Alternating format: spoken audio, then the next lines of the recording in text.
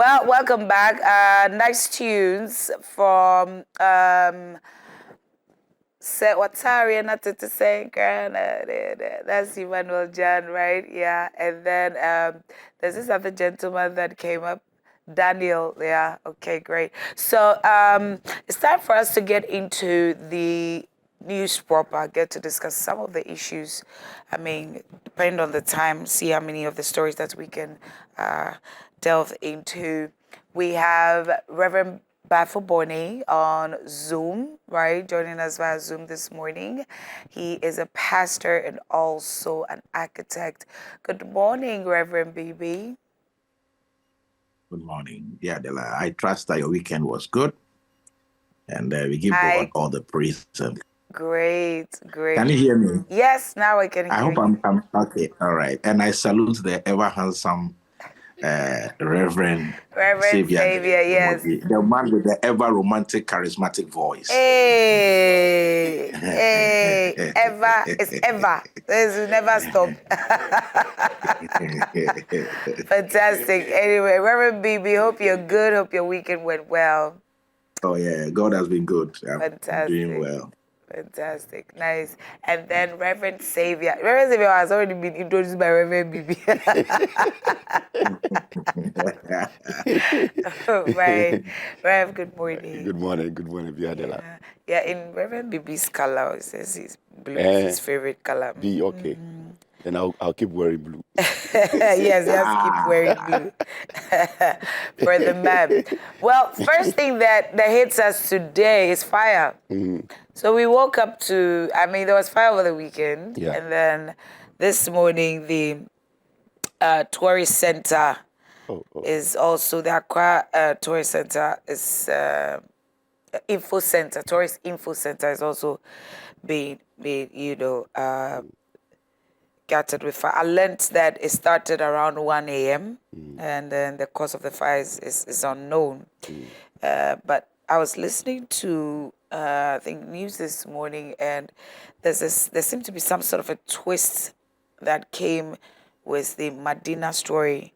That in the midst of the whole fire thing, there's some sort of gunshots. So some people have been admitted because of some stray bullets and all that. Let me just read the story real quick. Fire destroys multiple structures at Madina Redco. A fierce fire swept through several makeshift wooden and metal structures near the Madina Redco flats on Sunday, August 3rd. According to the Ghana National Fire Service, an emergency call was received at 12:36 p.m. with the first fire appliance from the Madina Fire Service Station arriving at the scene just 4 minutes later. At 12:40 p.m. Reinforcement came from fire stations at Legon, Abelenpe, and Ghana Fire Service headquarters. Wow, only to douse the fire, bringing the total number of fire engines deployed to 5. Wow.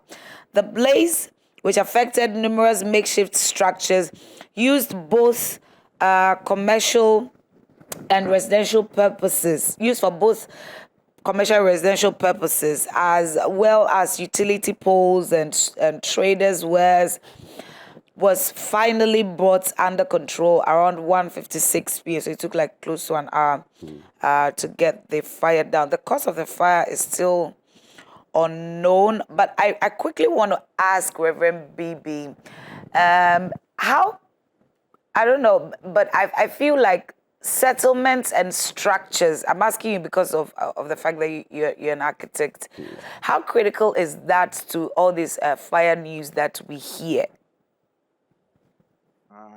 Thank you once again, Biadela, and I want to greet especially our viewers in Ghana and across the continent. It's important for us to understand that when it comes to building human development, we need to take services seriously. In fact, if you want to understand buildings, it's just structured after how the human being is created. So the human being breathes in and exhales. So those are the windows. So for every window you have, there should be a window either directly opposite or almost at 90 degrees, so that we have a suction point and an exit point. Okay. In the same way also, like we eat food and then we ingest the food and we excrete the food. In the same way also, when you are in the building, the activities in the house will generate waste that needs to be exited. So some of the waste is water waste, some of the waste is sewer waste, and all that. And that is why we have septic tanks and all these other things to carry them into the waste disposal system. Then we also have solid waste, which is the food we eat, leftover banco, leftover for food. There must be clear disposable systems for all of that. And then just like the human being needs energy, so the food we eat gives us energy. The building also needs to be powered by electricity so that we can use our appliances, we can have light to run the house even in the nighttime and all that. So all these services, after the physical structure is built, are necessary for the physical structure to assume full function. Normally, when we finish a building, we say it's at a stage of practical completion. Then it means that it can be inhabited as these services are tested and they are run to ensure that they are working well. So the quality of the equipment you put in, the quality of toilet facilities you put in, the quality of the wiring you put in, because every particular jurisdiction has wiring that is tailored to work for it better. Like in this part of our world, we are in the tropics, it gets hot. When electricity is moving, because of the resistance in the cables, they get hot naturally. So when you are in a heated environment, there's an added load because of the natural temperature within which you live. So there are cables that there was a company called Tropical Cables in Ghana. I don't know whether you heard the name. I think they chose the name strategically. Of course, I'm not advertising for them, but I think they chose the name strategically to let Ghanaians understand that it is tailored for our type of climatic conditions. So one, the quality of cabling that we have. Number two, the expertise of the workmen that assemble this cabling and run it, because so the cable can be good, the workman is not good. People don't know that in a house, we don't even join wires. Every single joint is a potential for fire outbreak, and every single joint increases your electricity bill. People don't know. They have good earthing and all that, but their light bill is up because there are so many wires that have been joined by taping. Because for every joint that is breached, there is a resistance built up at that particular joint, and that resistance means that the power needs more power to be able to pass through that junction, therefore spiking your electricity bills. And then what we call the illegal connection. So sometimes you see that people have done connection, there is power to the building, but the capacity of the transformer, let's say, designed to take X number of houses, right? Let's say it's designed to take 100 houses or 100 units.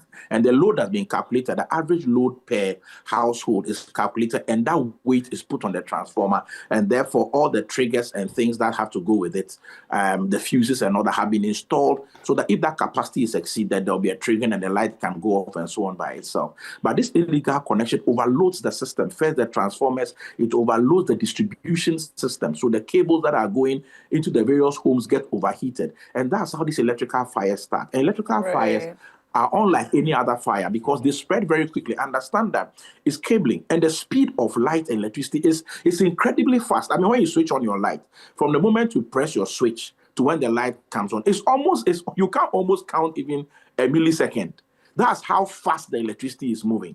When you press your remote and the TV comes on, between when you press the remote and the TV comes on, is how fast power and electricity is moving. So you will see fire in your bedroom, and before you would try to get out of the house, it's already reached your outer terrace where you are escaping to, because that's how much speed electrical fires move with. So sometimes when you see this fast spread of the fire and that level of serious devastation, oftentimes you're looking at electrical fire.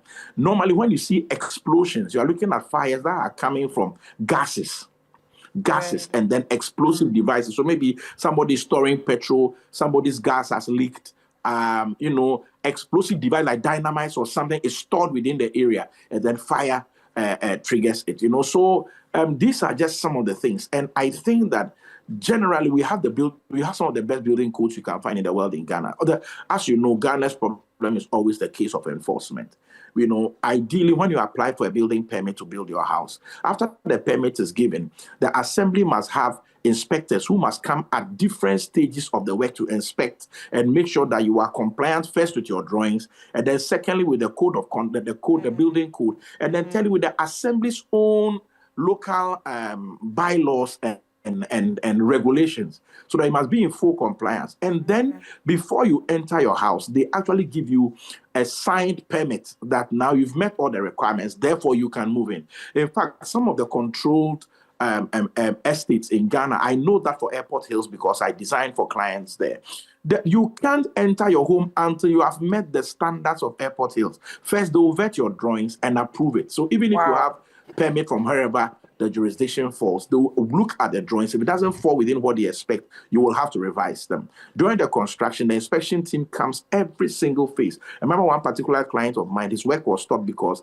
an earmarked an area for swimming pool, but they didn't have, I had not provided the technical drawings yet. And when they tried to excavate, the guy stopped them. And his own swimming pool in his own compound, they couldn't continue until the engineer furnished them with the requisite drawing, and they make sure that it's not masons that build it. They are built by people that are swimming pool specialists, because it's a different ball game altogether. And if the swimming pool fails, the kind of foundation compromise you can cause to your neighbors and your own house is no joke at all. So they inspect all that. Then afterward, they'll come and check: have you left distance between the wall and the curb of the road? Have you paved it or you've grassed? They check for everything according to the standards of the place. And then the wiring, the newer side of Airport Hills, for instance, all the wiring is underground. You don't see any overhead cable that makes the skyline look ugly. All the drainage system is buried within the shoulders of the road, so you don't see any gutters. But drainage is running, the place is not flooding. So it's careful planning and careful implementation. Unfortunately, when it comes to government, we don't enforce, we don't equip the field guys to go and do work. But some of these controlled built environments, they do these things. So I think that it's really up to the government to empower the assemblies, and the assemblies should start putting aside some of these district assembly common fund they receive. For this, it's not just to do things for political gain, but we must start to think of our safety. Look at how much money has been lost in this Redco flat thing, and how many people have been dislodged of their sleeping places and even their businesses that have come under duress, and perhaps some even have lost it altogether. So if we don't start to put in place some of these things, Reverend Xavier will bear me out. From the beginning of this year, we have discussed so many fire outbreaks. Because we are not learning our lessons. You can't keep doing the same thing and be expecting different results. Some of these structures are illegal. The assembly should muster the courage and say, you can't be here. It may cost you votes, but you can't equate that to the lives and property and money and business that has been lost this morning. You understand? So we have to start applying the standards. Look, I will not fault the assembly or the government when it comes to building code. It is there. The regulations are succinct. They are powerful. I'm an architect. I've seen them. They are very nice, workable regulations. It is always the gap between law and implementation. And if we don't get it right, I'm sorry, flooding will come. It will get us. These fires will come. It will catch us unawares. And it's going to be like that. And constantly, Ghana Fire Service will take the flak when really we know the root cause, but we are dealing with the fruit cause. The fruit is that how quickly was the fire put out, how quickly did they arrive, but we are not thinking of why do these fires keep recurring. So we find the easiest scapegoat and then we flog him, pow, pow, pow. That's true. Ghana Fire Service, you're on board. Even the news item states the time that they arrived, time that, and then the reinforcement that they needed. To ensure that. And Look, even sometimes, sometimes the inability for the fire service to quench the fire in good time is because there is no access. So you go to the assembly, you go and see the master plan of the area. There are roads, there are footpaths. People have hijacked the road. Some people's kiosks are on the drainage system. You should pass Madina right now. You see the island. The level of refuse that has been packed in the island. And you would think that it's a Zoom lion dumping site. And yet, the assembly can do so much. But we need to empower them, because the refuse didn't walk from people's houses to that place. You understand? Yeah. People put them there. They put them there at certain times of the day where there is very little human and vehicular traffic, where they cannot be caught and monitored. Why don't we find out those times and then deploy? You see, we must treat these same things as seriously as Galamsey. Other than that, we are going to be laughing at the wrong side of our face. If someone made a profound statement that from January till I think the first quarter of the year, the number of people that had died in road accidents is more than the total number of lives we lost during the entire COVID period. Can you imagine? And yet we made COVID a national thing and attacked it head on as a national emergency. If we don't start attacking these things that are killing and undermining the quality of lives of our people, the same way we did with COVID, we will keep having the same results, and the statistics will keep stirring us up. I'm not holding brief for Ghana Fire Service, but I'm saying that when we deal with Ghana Fire Service, we are only dealing with the fruits. We must get down to the roots. Some structures are illegal. We are not following building the layout that has been given out by the assemblies. Look, people have actually filled up water. You believe it, where streams are passing. They bought 50 strips of latrite and filled the stream and put their house on it. Yeah. In Accra here, there are streams in Accra here that have been filled and houses are on it. You go and check. Is that what happened at the Ramsar site? Yeah. The Ramsar site. They said that the owner of the building is a big man. Like they say it in Ewe, a big man. So we leave him alone. Don't do that. Don't go there. Look.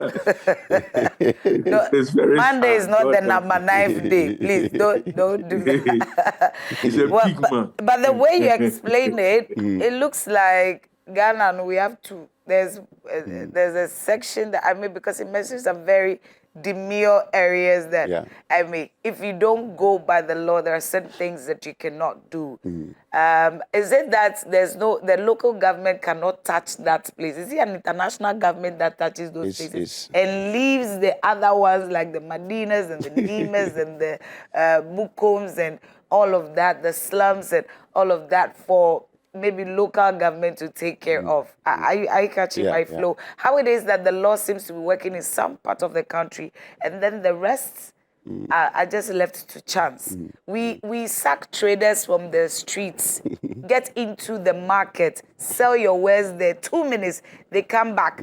Yet when there's fire, they say fire service is unable to, but they forget how they, like Reverend Bibi is saying, you build on waterways, expect that, I don't know, how exactly do we think in this country?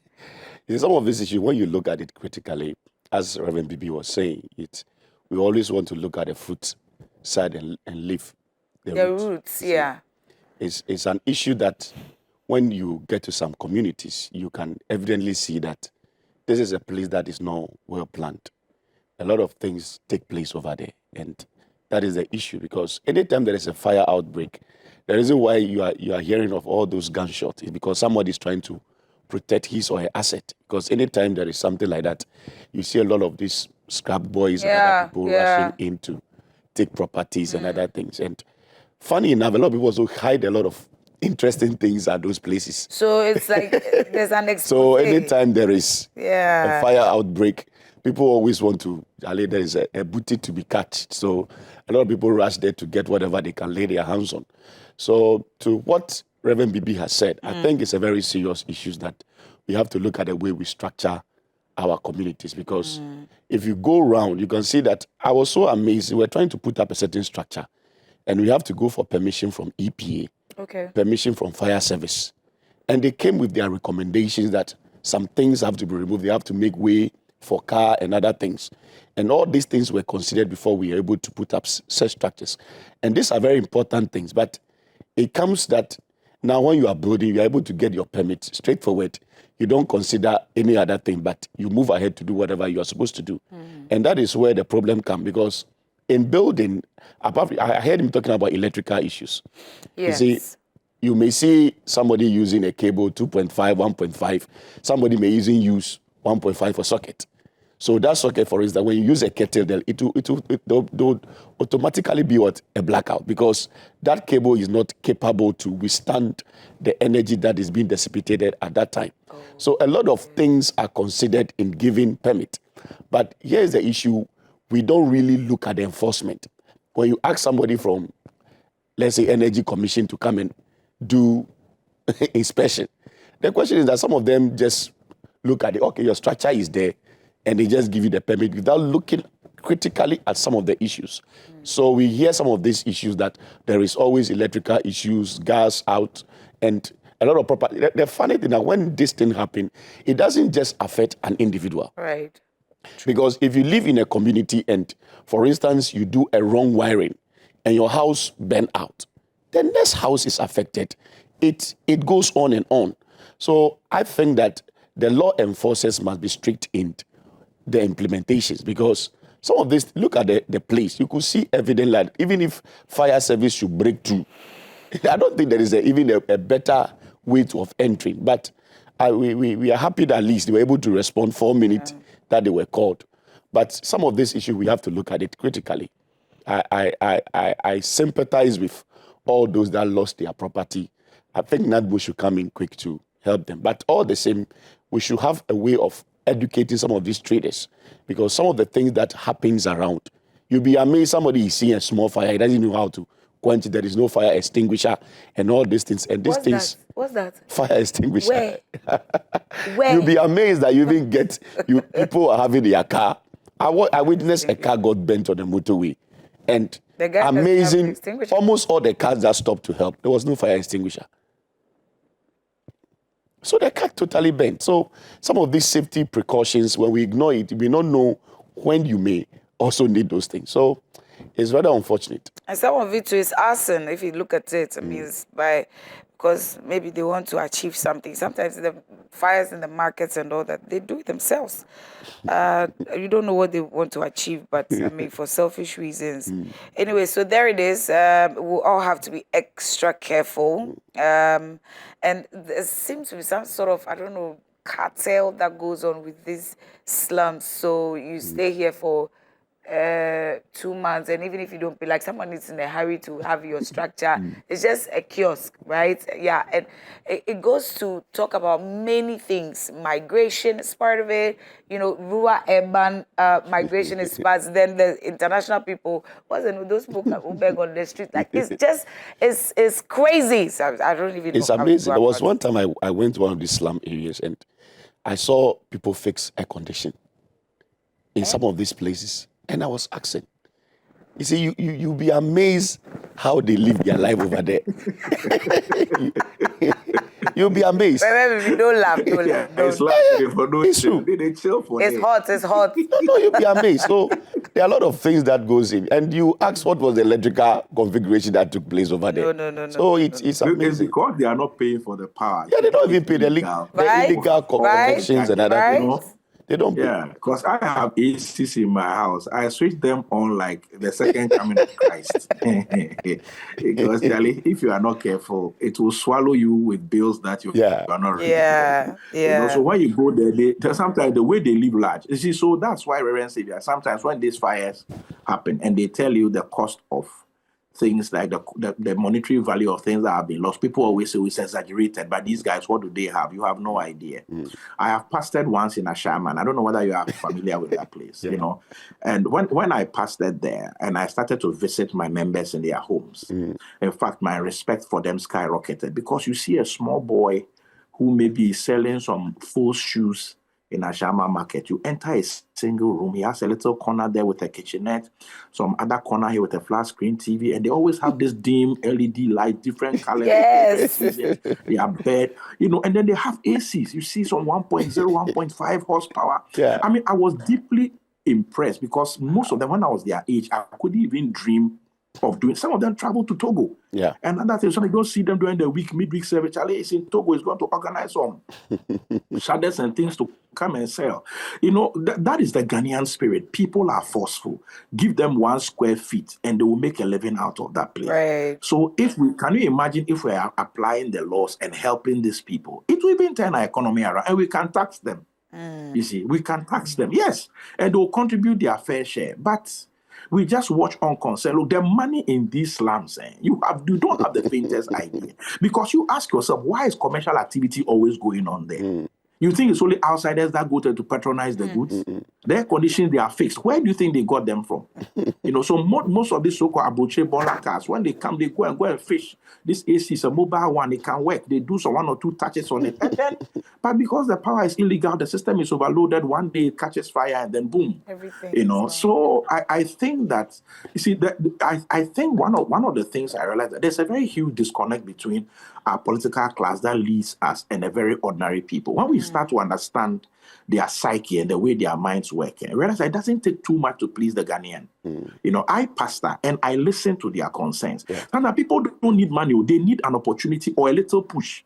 The Reverend, I need 100,000 for this project. I've raised 98. Can you give me this 2,000? I'll give it to you next week Wednesday. And they mean it. You see, because everybody they realize that help will not come from anywhere except from God and from their inner tenacity. So they're always trying to push themselves up and lift themselves up by the straps of their boots. So if we can just create these opportunities, you'll be shocked. I mean, look at when TikTok came. Go and check the level of creativity of Ghanaians in the space. You will marvel. I'm sure the white people who created their thing are even in shock that these guys, people are over them. Look at when we began to commercialize comedy. It's incredible. We've had musicians that struggle to fill the National Theatre. And yet you see young boys, Charlie, they can feel independence anywhere with just creating laughter. Look at the level of musical skill that people like Kofi Kenata and the rest are displaying. It's incredible.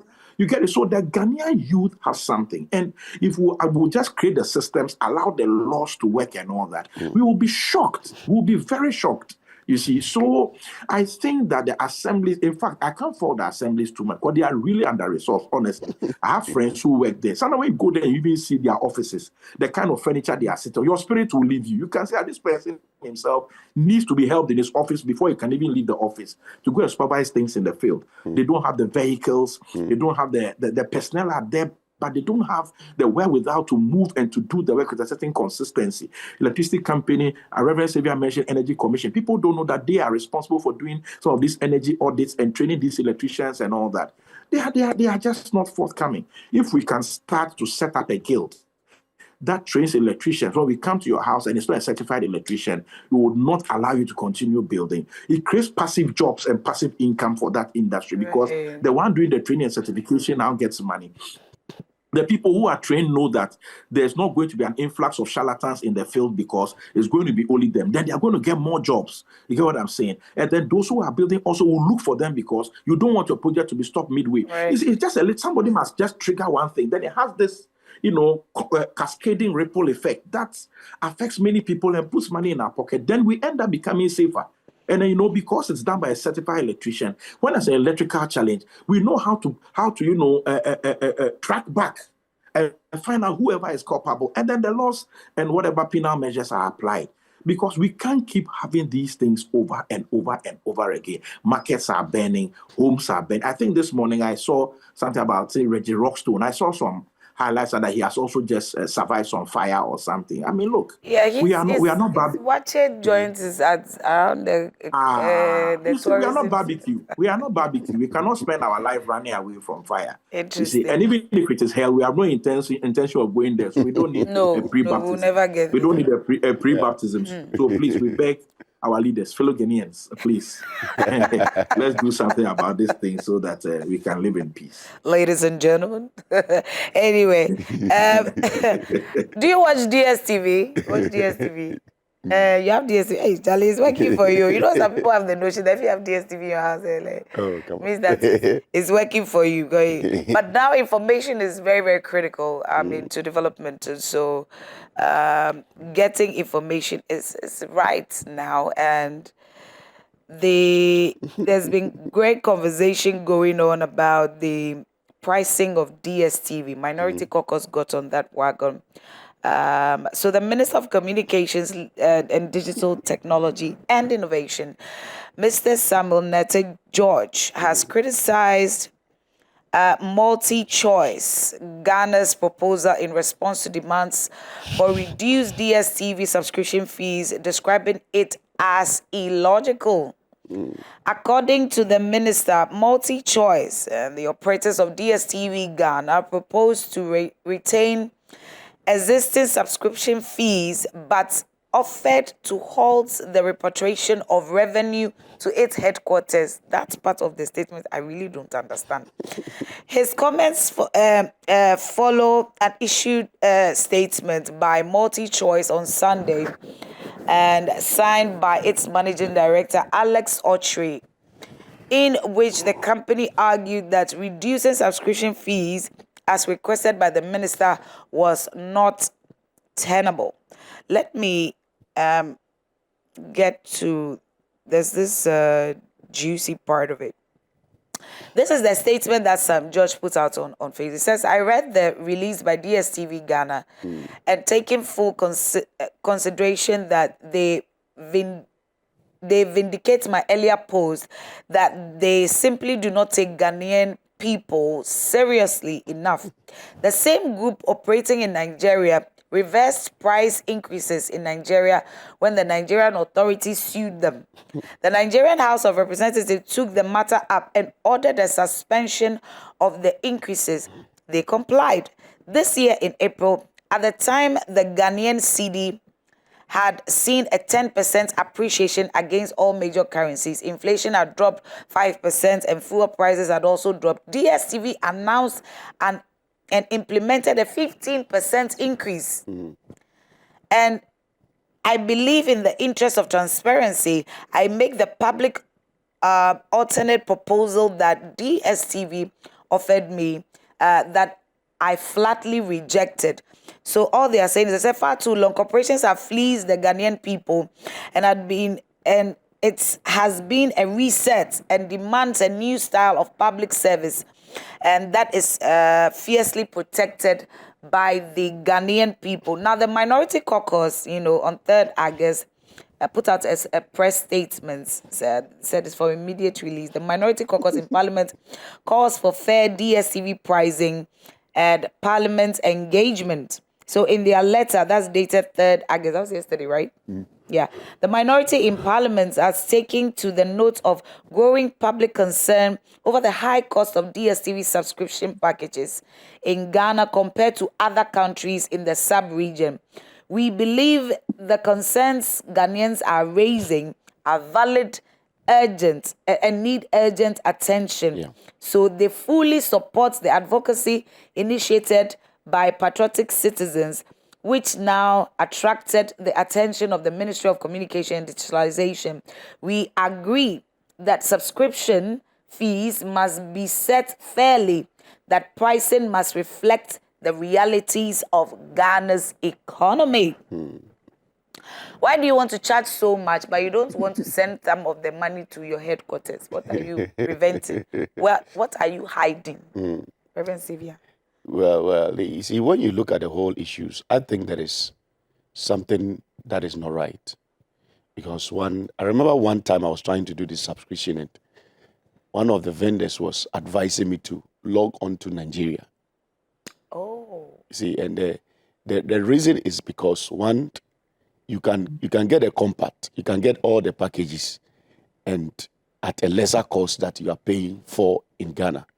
So the question is, why will those from other countries, when you look at the rate that we are being charged, the notice that was sent, if you are on a premium package in Ghana is $82, all is dollar equivalent. So why is Ghana... Have they heard that we stopped the dollarization? They haven't heard. It's different from that of Nigeria, Liberia, Angola, South Africa. It looks as if Ghana is the highest when you look at all the package, because when you look at it, it's not on cedi equivalent, but it's on the dollar equivalent. Yeah, that's when you look at it, it's on a very higher rate. So I don't see the reason why we are all subscribing to the same package. But if I live in a different geographical location, it's on a lesser amount of money. So yeah. I think that is an issue of dialogue, because a lot of Ghanaians really enjoy DSTV with the football, UEFA, all the things that goes with it.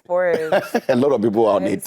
So if you say that you revoke their licenses, it's going to cause a lot of things that are not good. But it's an issue of negotiation, because if you look at all the rate as compared to African countries, it seems Ghana is on a higher rate, and that is not fair. Right. So what the minister is advocating for, I think they should just look at it critically so that we all have, we can all enjoy our DSTV. Your DSTV. Well, Reverend Baby, I am thinking of people in the value chain, right? And then on the other side, I'm also thinking that probably the Nigerian market is quite large. So looking at the number of people there, it's just opposing it to that of Ghana. So then that might be some, price adjustment. Right? That must be something that they looked at on the pricing table. But what do you think about this? You see, in fact, you see, I would have wished that all this thing was not done in the social media space, but there is something we have in our Akan language, which I'm very sure there'll be an equivalent of it in the Ewe language. That we don't advise a person of great importance, you understand, or a chief in public. So yes, so it means that when you are being advised in public, it means that you kasa with them I want to. See, when they talk indoor, you are stubborn. So now I have to. So I think that is what is happening with the minister and then the DSTV people, because when he started engaging, I follow him on Facebook. All the pictures were there. He's had several meetings with them. You get what I'm saying? And I think that is their stubbornness that has made the minister put it out, because the minister engaged on the back of public protest that the minorities letter is saying. So then he has to give them feedback on how far they have gotten. You know what I'm saying? And it's very clear that the DSTV people are ripping us off. And let me just shoot down your argument about Nigeria. Granted, Nigeria has numbers, so it can be leveraged, so the prices can go down. But still, Ghana is paying more than Eswatini. Eswatini is just a little over 1 million citizens. So what has that got to do with market then? South Africa, okay, is also a little more than us. Yeah, 64 million. How you get what I'm saying? Then when you go to Liberia, which in terms of the economy, it is way below Ghana's economy. When you go to Nigeria, in terms of inflation and then the loss of value of the naira to the dollar, it's unimaginable. You get what I'm saying? So what is the real basis? DSTV must tell us clearly. Is it cost of doing business? Is it some taxes they are paying to the government? Because if they don't speak up, we will continue to see them as fleecing us, and they are cheats. Me, I'm telling you in confidence, I have a DSTV decoder in my house. I'm looking for somebody to dash it. I don't use it again. Send it to the you delivery. Can come for it. Only that you have to go and get the dish.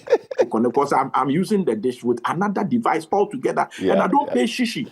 And the kind of channels I get, you don't have the faintest idea. I even get channels in Arabic and Indian. So what is the issue now? You get it? Look, I'm sure that they are not aware that people have options. They are not aware. You see, and the reason why they are not bothered with people going to the Nigerian subscription is that they see that ultimately their company. People are starting to find devices that work outside of their system, and it works perfectly well. Some even these devices quite allows you to be able to have Netflix and subscribe and work for and all that. What DSTV is doing, they are making the mistake that Kodak and those photography industry people made. When people invented digital cameras, they said, oh, nobody is interested in this. They want to be in a dark room and be watching the picture. Before they could say Jack, nobody was using those sort of films again. If they don't set up, DSTV does not set up, they'll be laughing at the wrong side of their mouth. Look, what I have seen in this election, there's something you need to understand about the Ghanaian will. The Ghanaian can cut his nose to spite his face, if that is what it takes for you to listen to him.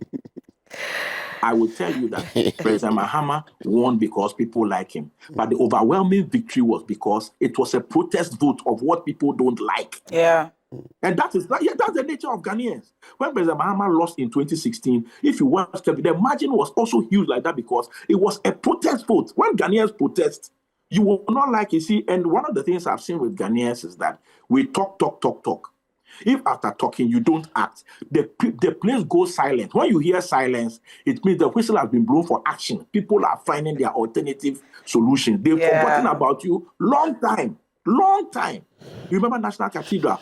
Do talk, then it went silent. I see the project, nobody cares again. Dollar is going up, talk. No, fuel is going up, talk. Then when the Ghanaian kept quiet, I said, we'll meet on December 7th. Look, DSTV will have their own December 7th that they don't want to be happy with. Right. I'm telling you, Ghanaians will find other ways of watching these matches and surviving without them, and the company will collapse. Better a bird in hand than two in the bush. If anybody knows DSTV, do you know that Dominion TV actually is now free to air? It is also moved. So you think that the managers of Dominion TV don't have sense? They know that very soon, the way things are going, if they are not careful, their platform will be held to ransom by this DSTV going off air.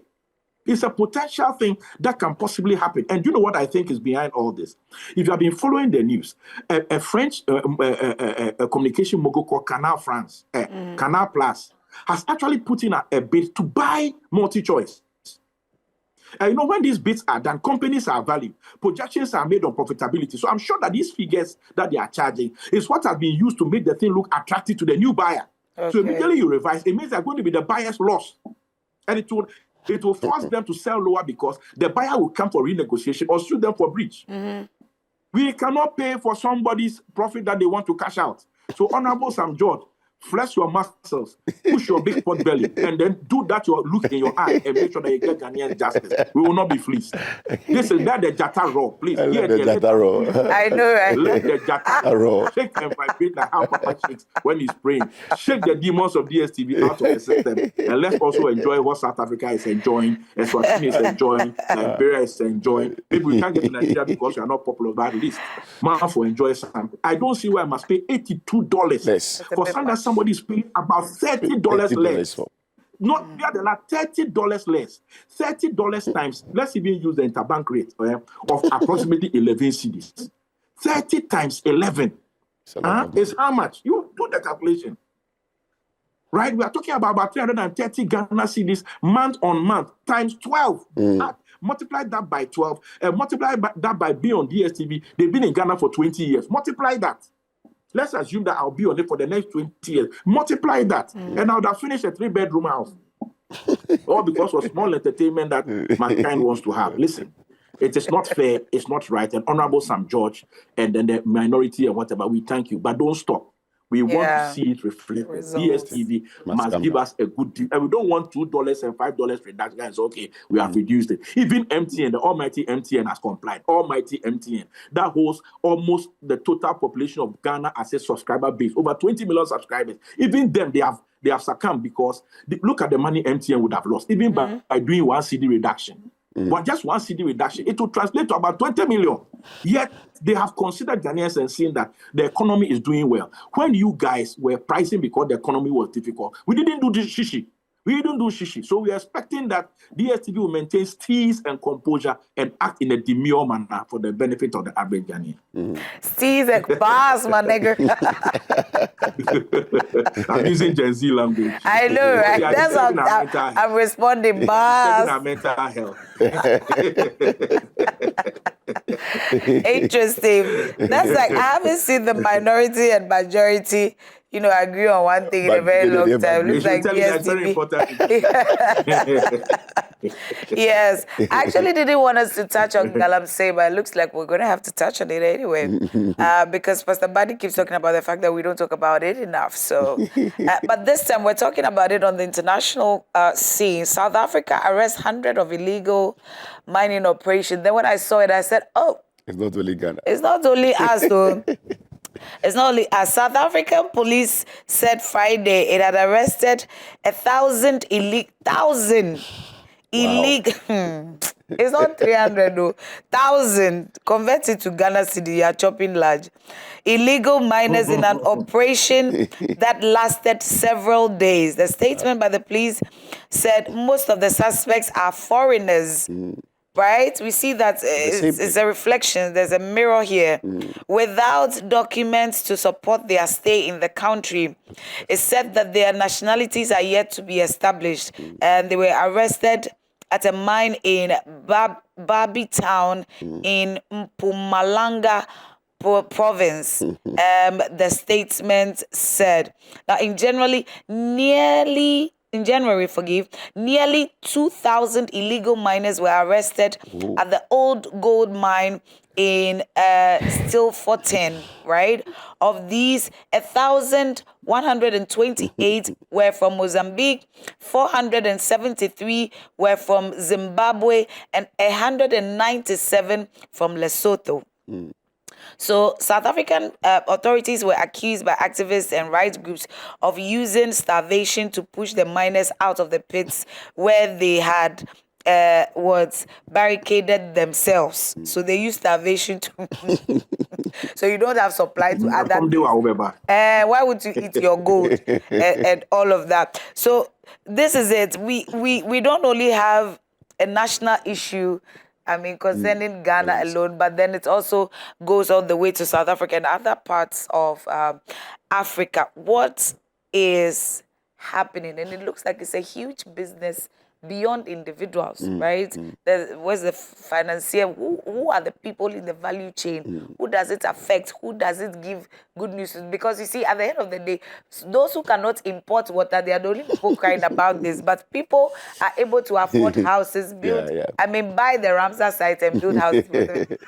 Let's not go there, Reverend Xavier. It's interesting enough. I think it's the kind of lifestyle that those that are involved in Galamsey activities show up there. All right. You see, when foreigners come in, they always communicate. If you are my best friend and you happen to come to, let's say, a place like South Africa, and within 6 months, you're able to make affluence because of certain activity. You know, there are a lot of people who want to invest in Africa. They are looking for venues by which they can do good, genuine businesses and other things. So it happens that this Galamsey activities is one of the lucrative things that you can ever indulge in. I think I was speaking to someone once that he came to Ghana. I think he's a foreigner. He came to Ghana and he was asking me that do I know of some of these Galamsey things, because he was informed that in Ghana here it's lucrative. It's lucrative. You understand? So there are a lot of people that comes in with that kind of mental ideologies that, okay, when you come to a place called Gold Coast, South Africa is one of the places that gold is mined. So a lot of these foreign indigenous want to go and do business. You see, the idea is to make business. So when they come in, they realize that they can find their way too. You see, because if, for instance, I want to do Galamsey and you are saying that, okay, I don't need to really get any documentations, just go and buy, what do you call it? The tractors, the excavators, which is even on the Spinters Road. Just buy it. You move to the site. And within 2 or 3 weeks, you're able to get some gold to sell. They see it more better. You see, that is the issue. That is why a lot of people come in with a lot of finances in order to do genuine businesses. But I think it's the local indigenous that usually guide them. Because if I come to Ghana, I don't know any work or legiso. It's somebody that will lead me to the place. You see, it is us that are helping do some of these things. Right. So when you look at the issue with South Africa, how come the indigenous are not the real people, but they are foreigners? It's because the people have come in to help or to do whatever mining activities, and we promote them, we push them to do all sorts of things, and we find way of amassing wealth for ourselves. I think it is high time that Africa find a way of managing its own resources, because we are so blessed with a lot of things. Look at when I look at any time this morning when I was reading the Galamsey issue, I said, look at how blessed God has blessed the country with. And why do we leave our resources for others to come and benefit? It's something that you cannot understand. And when you go to some of these communities, the people living there are poor. There is no better hospital. There is no better infrastructure. And that is where the gold is being mined. And you ask yourself, why will you come and do mining in my village and there is nothing to show about? The people there are still living in diverse poverty. There is no hospital. People are struggling. So I think it is high time that we find ways of managing our resources properly. If it is mining, we have to find ways of doing it to benefit the economy and to benefit the people that lives in that community. Reverend Reverend Bibi, how does that go for you? The Galamsey issue, you see, especially with South Africa, Reverend Xavier has said so much. I once heard a man of God tell a story that he boarded a flight with an expert, let me put it that way, so I don't mention the nationality. And he asked him where he was headed, because he saw from his accent that he was from a certain part of Asia. And he said, oh, he was coming to Ghana. And they said, what was his main attraction? He said, oh, he was coming to mine gold. And he said, oh, but statistics show that the highest mining of gold in terms of tonnage is in South Africa. Why doesn't go there? The prospects are better, their technology is more advanced. Then he made a profound statement, to the man of God. He said that the issue with South Africa is that they enforce the law. And so they eat too much into your margins, because they will come for the taxes, they'll come and check compliance issues, and at the end of the day, Charlie, you can't make as much as you are intending to make. So even though it's profitable, it's not like Ghana, because Ghana, you just sort out some people at the top, and then you are free to do what you like. And this is somebody that hasn't come here before. It's just his research work he has done. You see, I mean, you look at the strategy that South Africans just used to get the guys out of the pit. If you won't come out, you'll be there, but we will see how you go jump. And if you look at even the pictures that were running on the screen, you see that the kind of people standing there, it's not a joking matter. You can't bribe them. You see, so it's like theft. There are certain places where when you steal, the consequence and the risk is higher than other places, and it's all about enforcement. It's all about enforcement, you see. So the South Africans are doing something good that we also have to copy. Look at the number of the African indigenous that are in the illegal business. They are their poor neighbors. So this Lesotho, they are all very hot financially. So they come there as laborers to come and work in the pit. And Ghana was complaining recently when we were told that Burkinabes and Ivorians are here. What do we expect?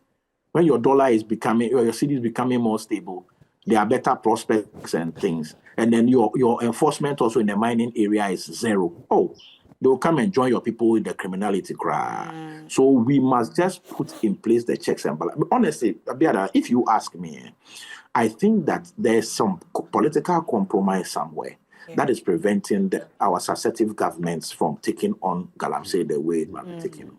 I mean, Reverend Xavier, look at Ghana's track record when our military goes outside. They know the job. They know how to get things done.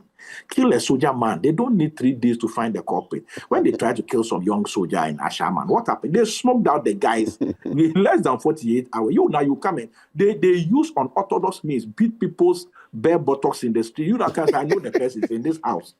They use every means to get the job done. When they try to, when they murdered Captain Mahama, I mean, Charlie, within a short while, in fact, the people ran from the town and they found them. They didn't wait for the police. They found them wherever they had run to, and they got them to be put to trial. You see, the soldiers understand the business. If only the president will give Honorable Manebu Ahmad the green light that deploy the boys. I'm telling you, we don't need up to 8 months. Whether forest reserve, roadside, even if they are mining in the belly of the whale, these guys will sort them out and this nonsense will stop. But I think that both sides of the political divide are in on this thing. And look, if we are not careful, one day we'll wake up we'll wake up and we'll be very sad what we have, the legacy we have left for posterity. Look, I know, I don't want to mention names. I picked up information from somewhere, right? Both minority and majority side, MPs, for close to 13 years now, they've never drank 1 drop of water from Ghana. I happen to be on a platform. The guy who imports and clears their water is the one that put that information there. Bottled water coming in from Europe and America. Container loads. You see, because they saw this thing long ago. And if I'm not exaggerating, right, the CD equivalent of one of those bottles was about between 16 and 18 Ghana cedis at that time. Look, for crying out loud, where will we get money to buy one bottle of water? For 16 cedis. You see, today we are being told that certain parts of Ghana, be very careful when you are eating cassava and plantain and contour, especially from there, because they are seeing large levels of cyanide and some of these mercurial deposits. We are sitting on a ticking time bomb. And please, we must not chase money at the expense of losing the next generation. People are being born with deformities. When I see some, I'm amazed. How can a child born And they have no arms, their toes are three on both legs. And not like the mother did anything wrong. And look, the level of kidney issues that are being reported in some of these communities, and you will tremble. You would tremble. And yet Mahama Cares is trying to set up a system where people like that can get treatment. What are we doing? You see that we are creating a problem to come and raise funds to solve it. Why don't we just stop it? We are too interested in always solving fruit-related problems. Let's get to the root. And look, one of the biggest challenges I foresee with this Galamsey thing is rehabilitating or finding alternative jobs for these Galamsey guys. I think that trying to rehabilitate a drug addict is far easier than a Galamsey person Right. and somebody who does fraud, because the way their money comes, it comes in such huge measures that to find an alternative source of income for them is very difficult, because like we say in our Akan language, so it's very difficult. They find it very difficult to give up because you can go there in a week, you have made more than 10,000, 15,000 Ghana cedis, 20,000. And this person is a JHS leaver, at best, SS leaver. With that qualification, what job can they find that can pay them even 1/10 of that money they are making in a week? So immediately you pull them out, and you have pulled a problem, and you are trying to rehabilitate a prostitute. So that's why many churches don't reach out to prostitutes, because within the period where you are finding them a skill, you have to house them, feed them, pay all their bills, because once they have the slightest difficulty, they know how to go and make that money on the streets. So it is rehabilitating certain sectors of our society is very challenging, but we must bite the bullet and get to the job and do something, because what the future holds is not a beautiful thing. I have a friend who is a top engineer at Ghana Water, okay? He said now the water, even when they clean it so that the brown goes away. The chemical deposit, they don't have the chemicals even to get that one out, because some of them are radioactive, and some of them take up to 1,000 years for the radioactivity to completely exit the water. So you may even see clear water running through your taps, but it is dangerous. I don't remember the last time I drank tap water in my life in Ghana here. And some of this sachet water we are even drinking.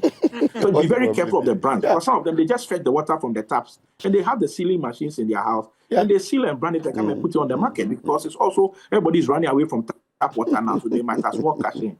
So we are not safe either ways. And you may say, I live in airport, I live at East Legon, I live in my estate in OEB. So you think you are very far away from a mine that is somewhere in Western region or Eastern region. You don't understand that is the food basket. And it is coming from there. And I'm asking myself, what has Volta region done so well that we don't hear this nonsense going on there? What has the Doma chief done so well that I don't hear this nonsense going on there? So that if it's possible for government to even start to partner some of these local authorities and, adapt their methodologies to get these things, so that it doesn't even occur. Because handling this thing from Accra is also part of the problem. It must be decentralized. The MCs and DCs must be empowered, and the chiefs must be brought on board to use their local powers and authority. Some of them, I don't want to mention the region, but I'm talking about the region, they even have their own vigilante groups that the chiefs sponsor. So when they meet you in the forest, you won't come home to come and report whether you went to the forest and you didn't make it. And I'm not saying we should use that kind of justice, but sometimes these are the deterrents. When you go there, you won't come back home to tell your story, because they'll tell you that there's a taboo. If you mine in a forest, the gods will come for you. So when you see them, they are the gods. They have come to execute the justice of the gods, and then you are finished. Because, Charlie, where we are going, I fear for my children and my children's children. Honestly, because I don't farm in my house. I buy kontomire. I can't ask the seller that places your kontomire from this part of Ghana, or it's your cassava or plantain from this part of Ghana. We just buy and then we eat. And over time, these toxins build up. Then you go and check, you have a disease that is not related to your genes, it's not even in your family history, and it's not demons. You may be buying them, but it's Galamsey power. And we really have to sit up. We really have to sit up. Nobody is safe, really. This is really sad. I mean, I think last week I was listening to a news item where is a youngie. I think he was in primary 6. He had gone to mine, and he was talking about the fact that now he even has to go deeper, because when they close from school, what happens is that they go to the mining site. They like he says that what they get in a pan, when they send it to the buyer.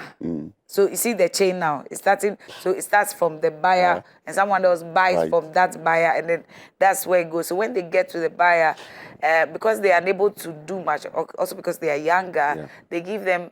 I think it says 1,000 something for just that's pan, and that's a child in class 6. Wow. So I can understand where Reverend Bibi is coming from. When you get to JHS 3, the school guy, you stop. When we not the ones... If this boy does this, if this boy does this just 3 times a week, which he will be doing far more than, you are talking about just one pan, 3,000, 3,000, 3,000. Ask Reverend Xavier, he is in the public sector. How many people in the public service are taking 3,000? You understand? So in a month, this guy has about 12,000 to his name, and he's in class 6. You get what I'm saying? How many people, even with their master's degree, are taking 12,000 in the public sector? So then, this young man, even if you want to move him and find an alternative source of income, he will never listen to you because the money he's making with class 6 qualification, how much will you give him? It's serious. It's serious. I think I was talking to one guy who was driving Uber. And he was talking about the way the business is not booming and he want to go back to Galamsey.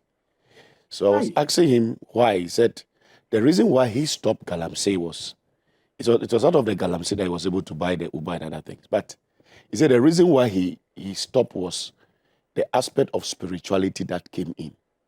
You have to seek spiritual protection, fortify themselves. And he was, so that when you go into the pit, they do a lot of rituals. Dead.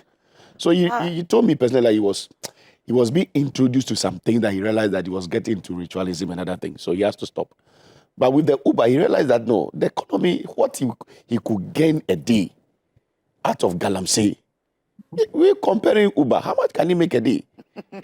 No ritual, no money. What's that? Look, I can make 5,000 in a day if I really want to do Galamsey. But because of this issue, so what Reverend Bibi is talking about is a serious thing. Here is somebody who can make about 10,000 in 3 or 4 days. Which company is going to employ such a personality who have no degree, who have no secondary school education, and give you 10,000? Even if you're a male laborer, they will just give you like 1,500 or 2,000 as your basic salary. And that person consume that amount of money in a day.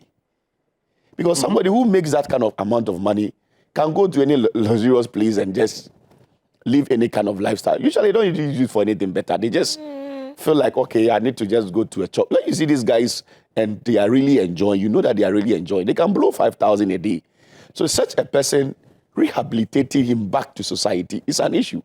So that is why we are getting the issues that people keep going.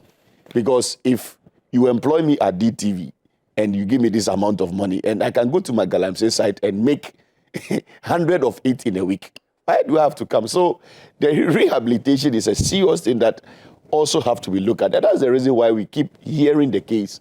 People are going here and here. They catch them. Okay, you let go to the be in the police cell. After 3 days, you are bailed. They go back because they know what they get. So it's a whole national issue that we cannot just say, okay, we are burning excavators, we are clamping down on all those activities. The people who are involved, if this thing is not done, some of them will resort to crime. They will resort to crime because if they cannot really meet up the expectations, they'll end up doing other things that may cause a lot of vices in the community. It is well. I don't know how well this is, but I mean, it's terrible.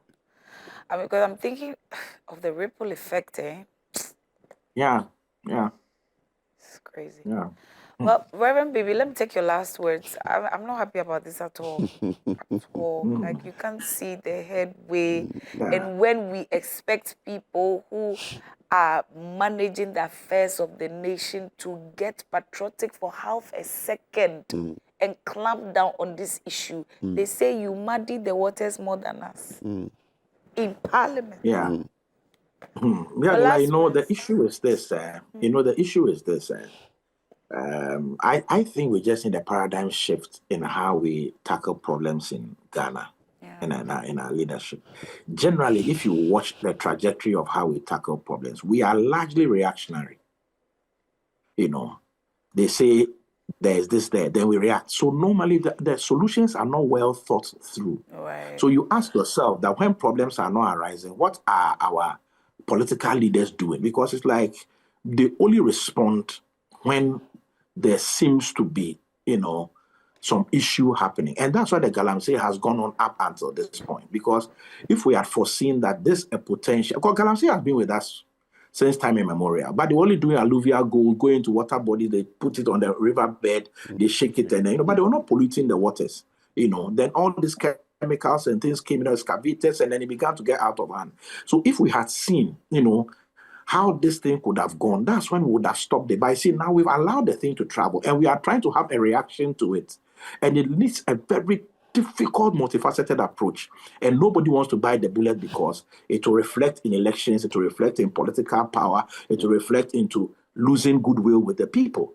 If you realize the same thing with how we are not able to get our traders off the streets and off the pavements, because you do that, the next election cycle, you get punished for it. If you don't want to get punished for it, then you pretend like they don't exist. If you remember, President Kufuor built a market at the Kwame Nkrumah Circle for the street hawkers. They went there for a season. They couldn't get the rest who was escaping onto the streets, off the streets. So the guys there felt, well, they are taking our market by remaining on the streets. Everybody went back in there. And that market by the Odo, it's a ghost town now. So we are too reactionary. We should sit down with the technocrats where we have plans. Let us enforce the plans irrespective of where the axe will fall. Right. That is how we solve problems of tomorrow today. We are too reactionary. So what I'll say is that our leaders must sit down and come up with a holistic solution to this Galamsey problem. And then in other areas of our nation, let us stop being reactionary. Fires are burning. Yeah. What can we do going forward? Every time of the year, around this year, when it rains, we have floods. How can we solve it? Of course, we can't solve all of it. You see, but we should be very futuristic than being reactionary to what has happened now and how we can quickly do something about it. So it's like a house that is leaking. Instead of looking at the thing, look, let's change the wooden members. They are rotten. Let's get new roofing sheets. We are going to go for long span. Instead of steel, we are going to look at something that is synthetic, made of fiberglass, because it has a longer lifespan. So whenever we do the re-roofing, it's not just a leakage, but we solve the problem until something more challenging than what we foresaw comes up. Right. But rather also, let's buy this coal tar patch. Let's patch here, put bitumen. Let's put some coal tar around the head of the nails. See, all those things will stop the leaking for a while. But when the tropical heat comes, it will undermine the integrity of the coal tar and all those patches, and then the leaking recurs. It's not good for us as a nation. Thank you very much, Reverend BB. I see your heart is really in this, but I mean, it is what it is. But thank you. Mm-hmm. Thank you very much, Reverend BB. Thank you too for having me. Really appreciate the time. It's been a good time. Reverend Stephen, take the last words that we can. Well, I think this issue is an issue of, Papa always made a statement that the love for the nation and love for people. I think it's one of the fundamental issues why a lot of people are in leadership and they are not patriotic, they are not proactive in their responsibilities. If you love your nation, you will do everything to preserve it. If you love the people of God, I don't think you will sponsor things that would destroy livelihoods of people. The fact is that posterity will judge all of us. So whatever you do as a child of God, whoever you are, listening to us, hearing us, I think there are righteous cause that you can channel your finances to. Do things that will, generation after generations will remember you for. But not for you to amass wealth for yourself. Get all the things that actually brought nothing to this world and will definitely live with nothing. So if you end up doing all these illegal activities, Galamsey, and you get all the wealth in this world, and people suffer because of what you did. Remember, one day you'll be judged. God will ask you. Waiting for you. Yeah. the master of the universe, the creator of the heavens and the earth, will ask you one day, why did you become selfish and destroy what I created for your own benefit? Well, there it is. Thank you very much, able gentlemen of the land. We pray that these words would, travel. I don't know, but thank you very much, Reverend BB, who is a pastor. Thank you too. And also a builder. No, let me say an architect and of course a builder in the voice of Coco. And then Reverend Reverend Xavier is a reverend. Look, reverend at Action Chapel. Don't belittle that. Yes, I wish you a very good day. But we're going to go for a break now, and when we get back, many things, more discussions are coming up. Do stay.